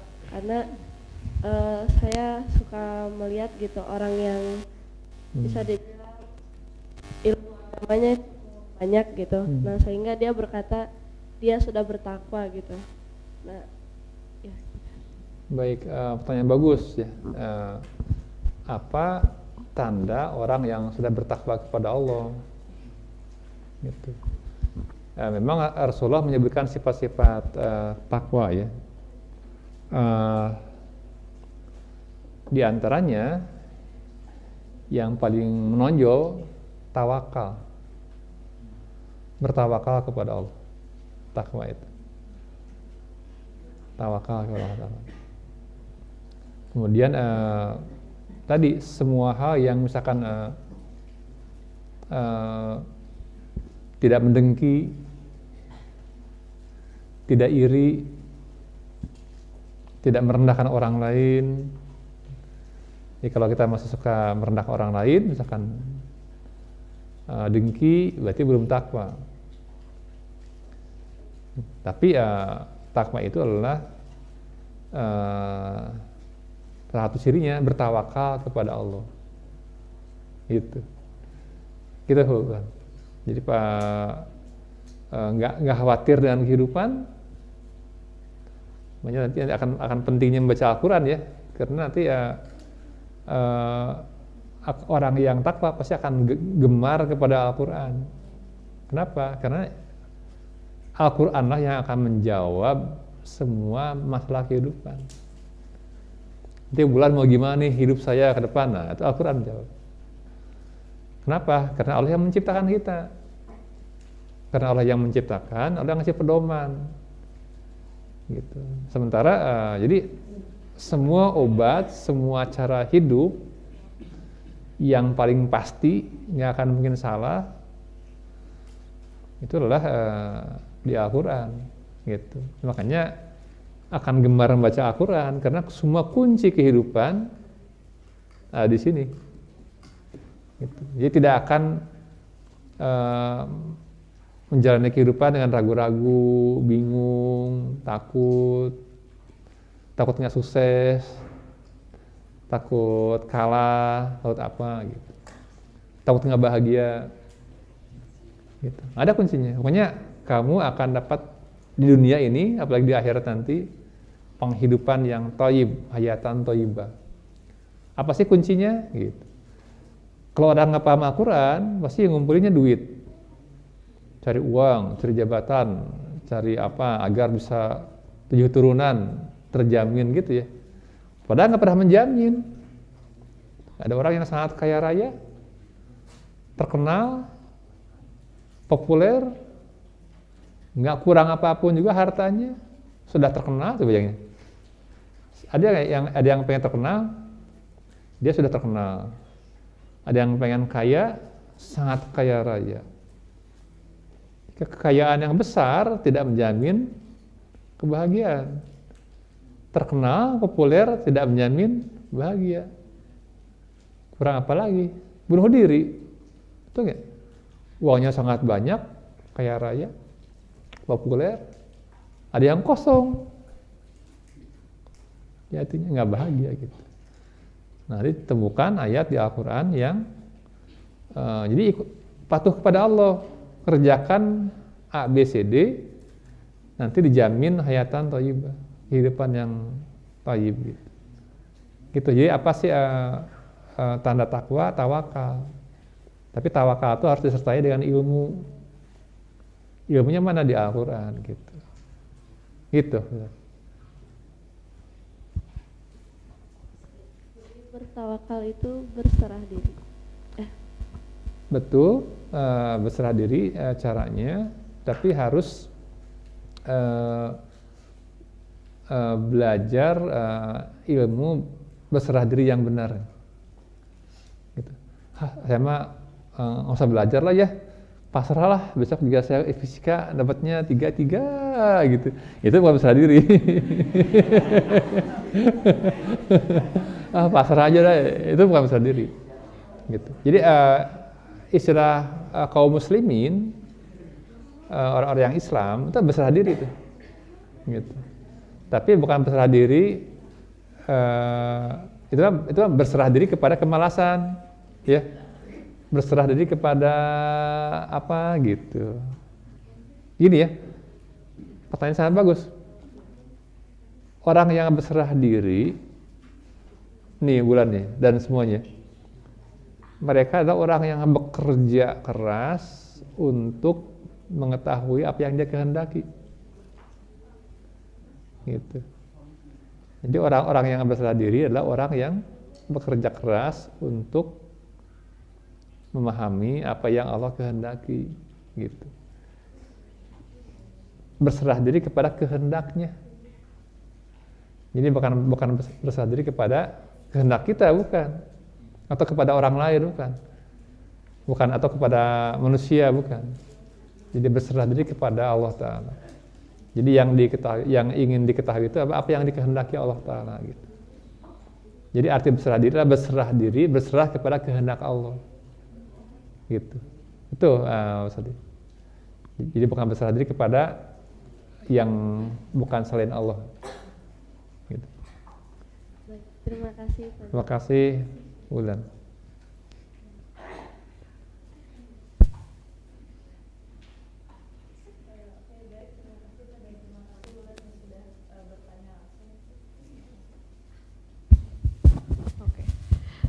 Oke, ini kita langsung saja lanjut ke pertanyaan berikutnya dari Wisnu kelas 6 ya, berada di Zoom. Boleh tolong dinyalakan kameranya? Oke, baik, terima kasih. Pertanyaannya ialah, katanya ada 4 nabi yang masih hidup sampai sekarang. Mengapa mereka masih hidup sampai sekarang dan apa tugasnya? Silakan Pak. Pertanyaan susah ya. Baik, katanya Wisnu ada 4, bukan Wisnu ingin mengkonfirmasi apakah betul ada 4 orang nabi yang masih hidup sampai sekarang itu. Jawabannya benar karena dari hadis Rasulullah SAW. Yang 4 itu adalah Nabi Isa, Nabi Ilyas, Nabi Idris, Nabi Khidir alaihissalam. Nabi Isa, Nabi Ilyas, Nabi Idris, di Al-Quran ada keterangannya, diangkat ke langit, gitu. Ada keterangannya, gitu. Nabi Khidir, satu lagi yang mungkin namanya tidak disebutkan langsung dalam Al-Quran, tapi kisahnya ada di Al-Kahfi, Nabi Khidir itu, gitu. Jadi apa yang menjaminnya? Yang menjaminnya sabda Rasulullah SAW, gitu. Misalkan di setiap musim haji, jadi yang dari 4 orang itu, Rasulullah mengatakan begini, 2 di bumi, 2 di langit. 2 yang di langit adalah Nabi Isa dan Nabi Idris alaihissalam. Nanti cari ayatnya. Jadi bagaimana Nabi Idris diangkat ke langit, ada ayat Al-Qurannya. Juga Nabi Isa, gitu. Kemudian 2 di bumi. Yang di bumi adalah Nabi Khidir alaihissalam dan Nabi Ilyas, gitu. Makanya Rasulullah mengatakan di setiap musim haji keduanya bertemu di Mekah. Jadi kalau nanti Wisnu beruntung sedang musim haji bertemu dengan Nabi Ilyas dan Nabi Khidir di Mekah, gitu. Walaupun mungkin nggak dikenali mukanya yang mana, gitu. Gitu. Kenapa masih hidup? Karena keempat nabi itulah simbol Baitullah. Jadi kalau ada Ka'bah 4, rukun Yamani, rukun Syam, rukun Iraki, rukun Hajar Aswad, simbol itu. Gitu. Kenapa masih hidup? Tentu ada tujuannya. Gitu. Ada alasannya. Nanti sampai akhir zaman Nabi Isa akan turun lagi ke muka bumi. Baca hadis yang banyak tentang akhir zaman. Nanti akan muncul Nabi Khidirnya. Akan turun Nabi Isa-nya. Ada gitu. Begitu Wisnu.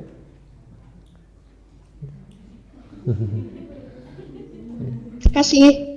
Sama-sama. Ya, terima kasih juga Wisnu atas pertanyaannya. Oke, lalu ini ada pertanyaan dengan tema yang lain, yaitu mengenai penciptaan dari Talita kelas 10 yang berada di Zoom juga. Boleh tolong nyalakan kameranya Talita?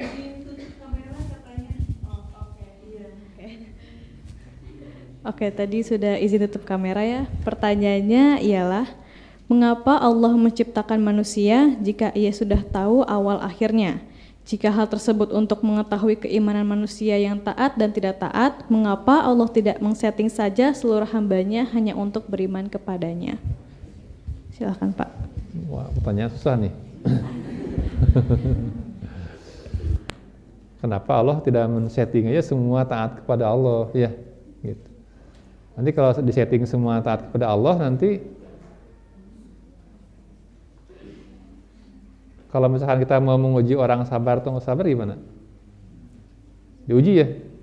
Gitu. Kalau semua manusia makhluknya taat, semua sujud, bersembah, semua baik, nggak ada masalah, nanti nggak akan ada nama Allah yang Maha Pengampun, yang Maha Pemaaf, yang Maha Pemurah, gitu.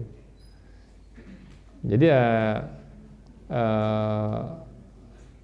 ketinggian akhlak Allah itu baru akan kelihatan oleh keadaan manusia, gitu. Ada yang berbuat dosa, ada yang Allah mohon ampun, Allah Maha Pengampun, gitu. Jadi kalau semua disetting semua baik, nggak ada maknanya, ya. Tuh nggak? Kayak bikin robot ya, semua setting, semua sujud, Engkau Maha Benar, Maha Besar, gitu ya. Kan nggak ada maknanya.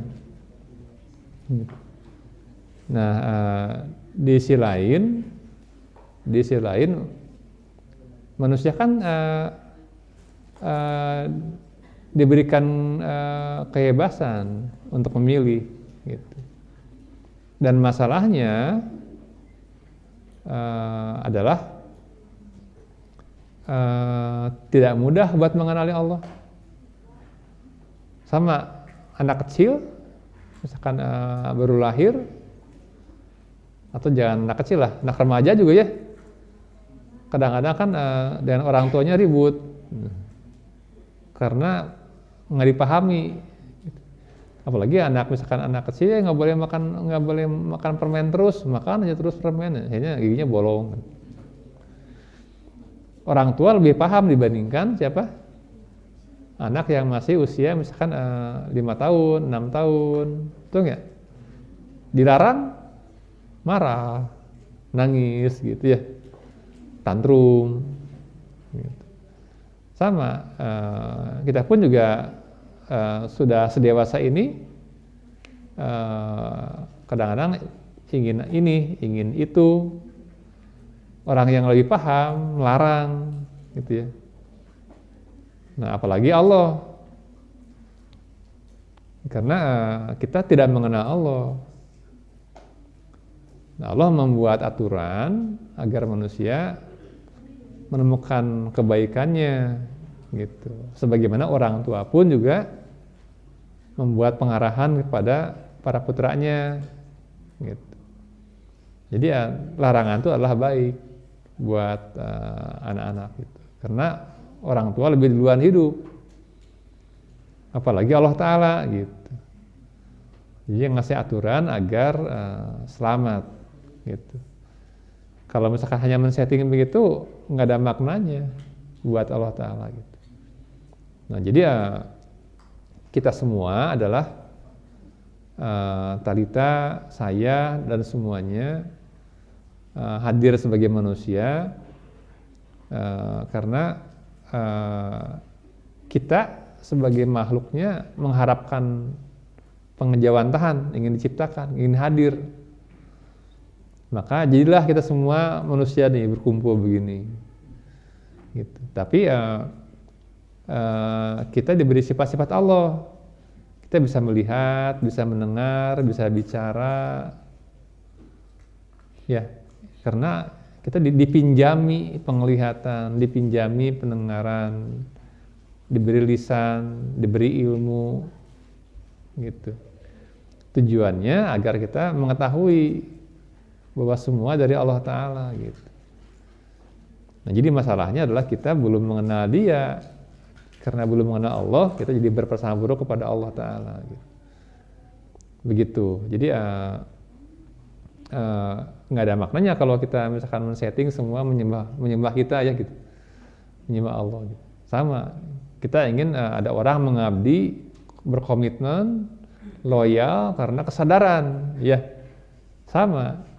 Allah pun juga menguji kita agar kemudian tadi ada kata-kata ikhlas katanya. Pertanyaan tadi apa sih arti ikhlas? Nah, loyal mengabdi kepada Allah dengan ikhlas, gitu, dengan ikhlas,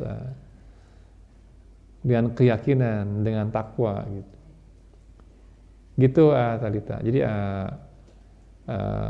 kita aja manusia juga aneh kalau kita men-setting, kita menciptakan sekian robot, dicipta buat patuh kepada kita, nggak ada artinya kan gitu. Robot ya robot aja gitu.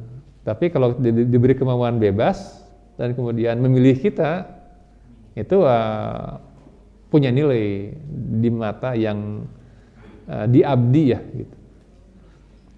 Jadi Allah pun juga melihat itu, gitu. Seperti itu.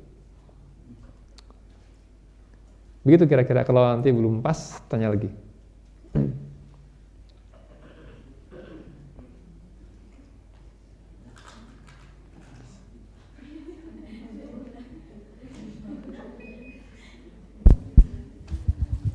Baik, terima kasih Pak. Bagaimana Talita, sudah terjawab pertanyaannya? Mungkin belum. Biar mencari jawabannya terus.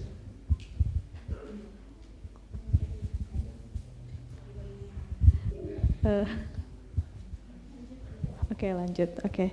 Baik, lalu ini ada 3 pertanyaan dari 2 orang yang mirip ya, masih mengenai penciptaan.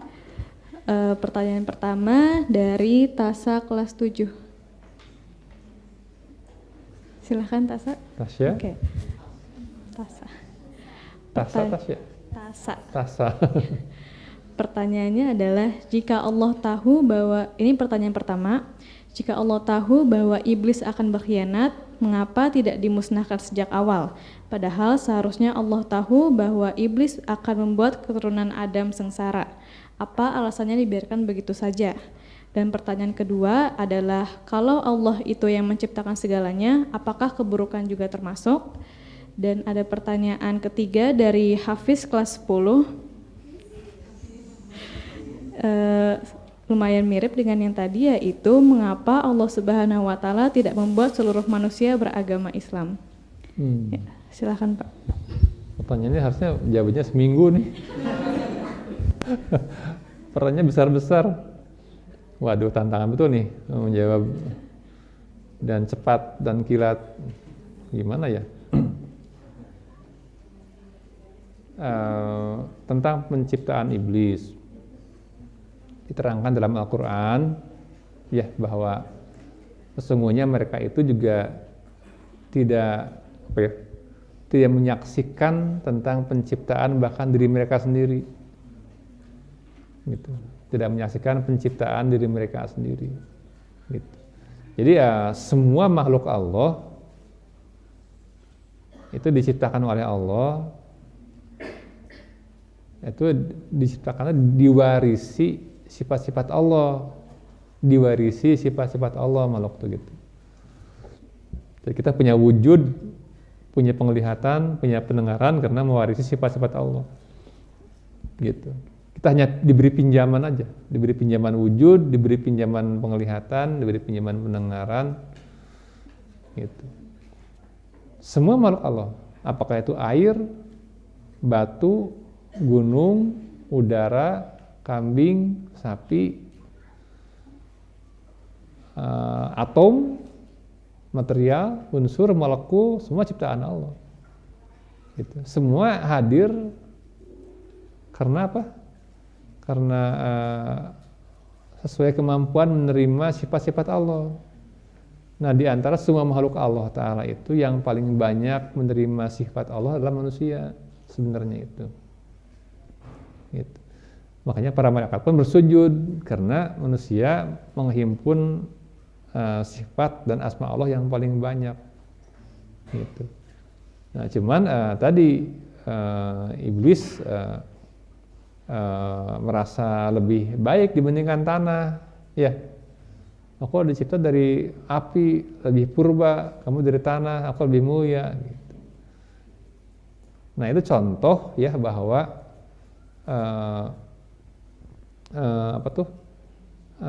jauh berbeda antara pencipta dan ciptaan, jauh berbeda. Gitu. Jadi kita yang diciptakan itu nggak paham apa polisinya, kebijakannya, kita ada. Akhirnya malah saling bersaing di antara ciptaan gitu. Sebagaimana iblis gitu. Gitu ya. Kenapa ada penciptaan? Karena pada dasarnya mereka hanya menerima sifat-sifat Allah, tapi parsial. Gitu. Kambing pun juga menerima sifat Allah. Dia melihat, dia mendengar, sebenarnya tidak disifati ilmu. Ya. Punya perasaan kambing? Punya perasaan. Kucing bisa stres, bisa tersinggung, betul nggak? Kayak manusia gitu. Cuman nggak bisa ngomong, nggak bisa bikin handphone, nggak bisa bikin mobil gitu. Nah, jadi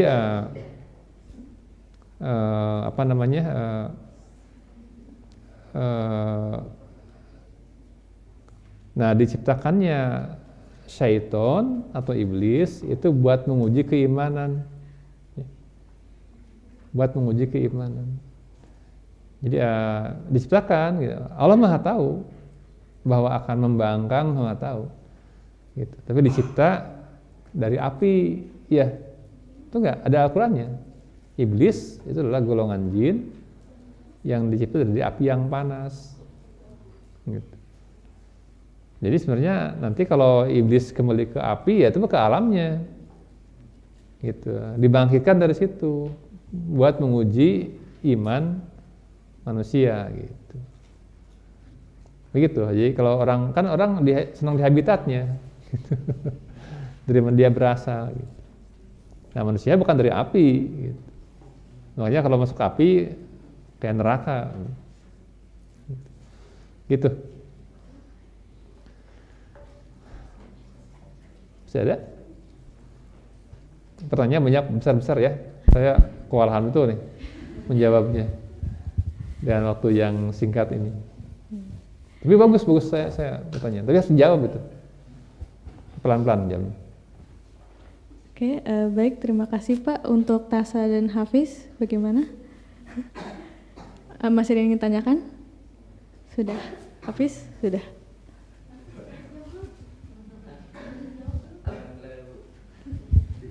Alhamdulillah sudah. Oke, sebelum ke pertanyaan berikutnya, mungkin bagi teman-teman ada yang ingin bertanya? Malia ingin bertanya? Oke.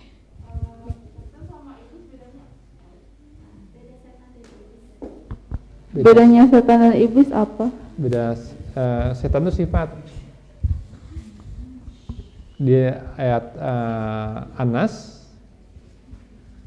apa? Qul a'udzu birabbin nas, malikin nas, ilahin nas, min syarril waswas, nas, alladzi yuwaswisu fi sudurin nas, minal jinnati wan nas. Jadi syaitan itu sifat dimiliki oleh entah manusia, entah jin. Kalau iblis nama makhluknya, gitu. Makhluk. Jadi tadi apa namanya? Bedanya antara iblis dan syaitan. Jadi kalau syaitan sifat jahatnya, gitu. Syaitan tuh merujuk ke sifat jahat makhluk gitu. Kalau iblis nama kayak jin tuh kan banyak golongannya. Kayak kita nih, ada orang Sunda, orang Jawa, orang Malaysia, orang Inggris, orang Korea, Jepang, kan bersuku-suku ya, gitu. Jadi pun sama bersuku-suku. Nah ada sebuah ras yang sangat jahat, ras iblis gitu, golongan iblis. Gitu. Ada yang resign siapa? Kristiana Amelia. Amel, silakan.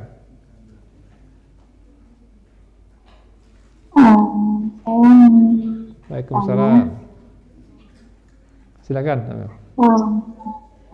Saya ingin bertanya, mengapa Allah menciptakan manusia lalu pada akhirnya dimatikan kembali,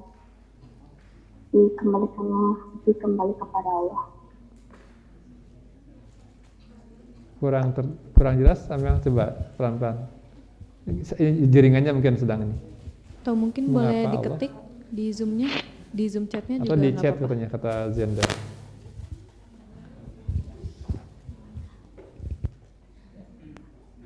Kadang jaringannya kurang bagus.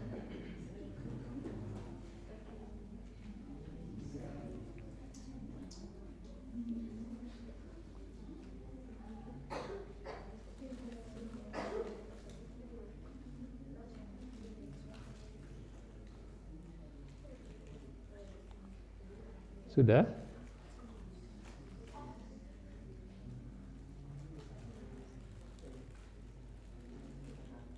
Bisa dilihat chatnya?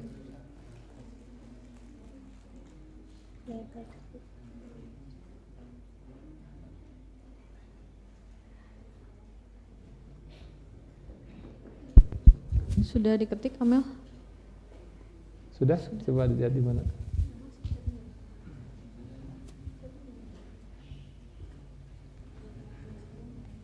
Gimana Kang Agung? Tulisan.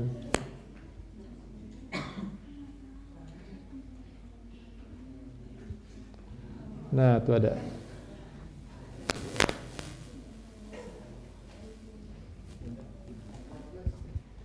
Jadi dari Amel itu pertanyaannya, mengapa Allah menciptakan manusia lalu pada akhirnya dimatikan kembali? Ya, itu. Silakan, Pak. Mengapa Allah menciptakan manusia lalu pada akhirnya dimatikan kembali? Jadi Amel, jadi apa? Manusia itu kan sebetulnya negeri akhirnya itu bukan di bumi, tapi di surga, di akhirat nanti gitu. Negeri akhirnya itu gitu. Tapi di bumi ini adalah alam penempaan, gitu ya. Karena begitu manusia diciptakan, katakanlah lahir sebagai bayi ya, keluar ya. Setiap bayi kan suci ya. Setiap bayi itu kan terlahir fitrah, suci, gitu. Nggak ada bayi yang berdosa, nggak ada dosa warisan, nggak ada. Orang tua aja berdosa, tapi bayi mah nggak berdosa, bersih, suci. Nah, tapi begitu manusia lahir, kata Rasulullah SAW, disentuh syaitan, disentuh kejahatan, jadi bersaing, jadi dengki, jadi iri, jadi stres, gitu. Nah, jadi yang tadinya suci, sebelum dia belajar lebih jauh tentang kebenaran, sudah kadung terkotori oleh banyak hal. Gitu. Makanya ada agama, gitu. Agama itu buat membersihkan diri. Anak kecil awalnya pemurah, berbagi, lama kelamaan kan jadi rebutan, jadi marah, terbentuk sifat-sifat yang tidak baiknya dalam diri manusia. Gitu. Nah, padahal dilahirkan di muka bumi itu agar berbekal banyak. Karena kalau kita selesai dari alam dunia, kayak sekolah tuh, masuk SD, nanti lulus SD, masuk ke SMP beres, masuk SMA gitu ya, sama.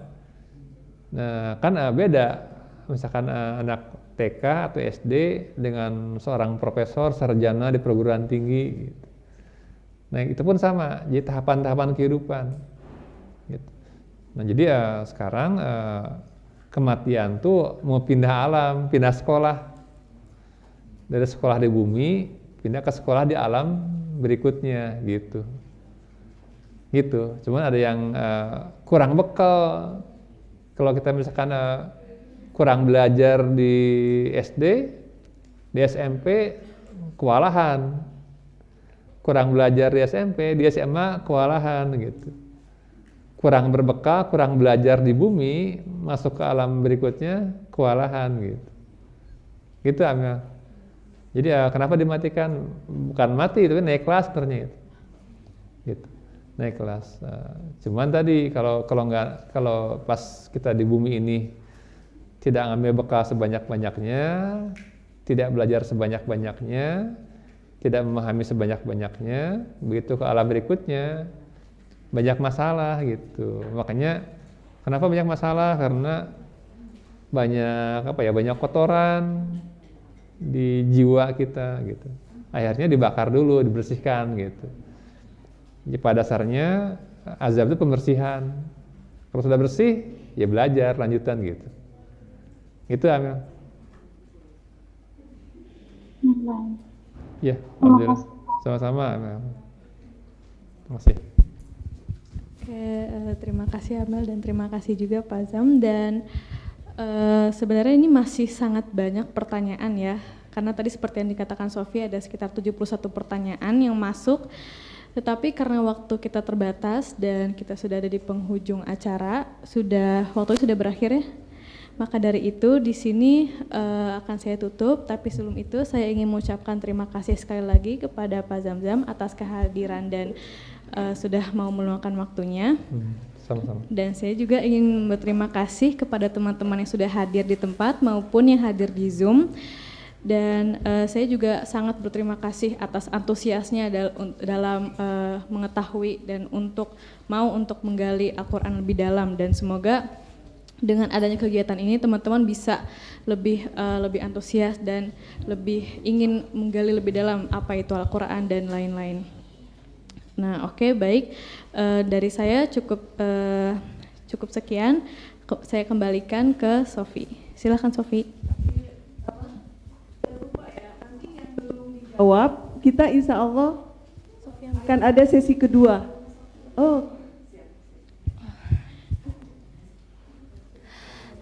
Terima kasih sudah menemani sesi ini Kak Zenda.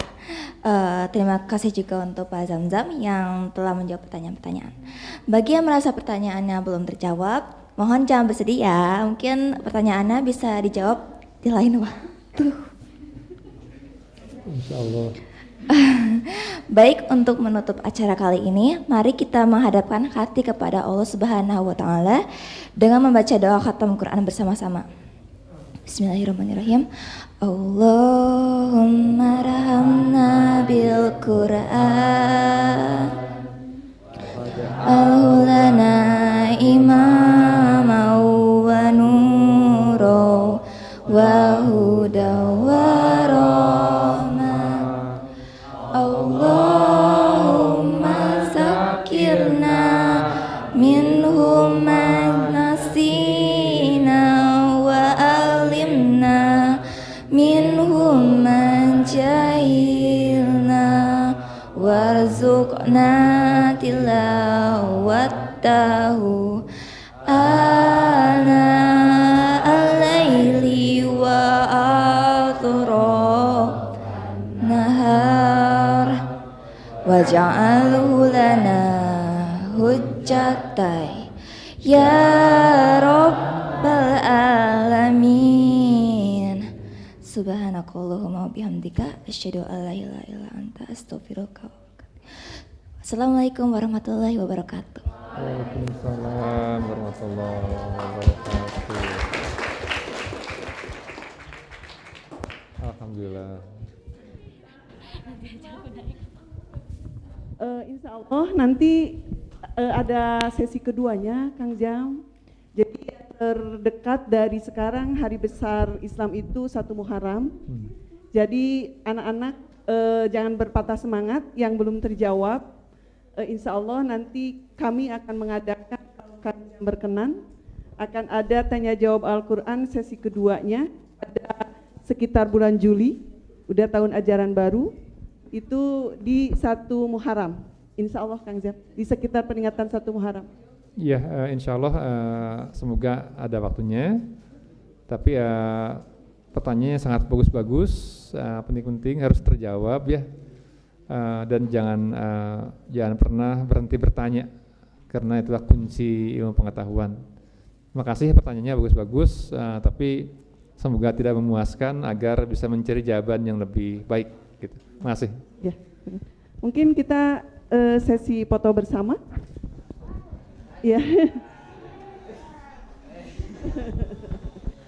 Di sini. Ya, silakan untuk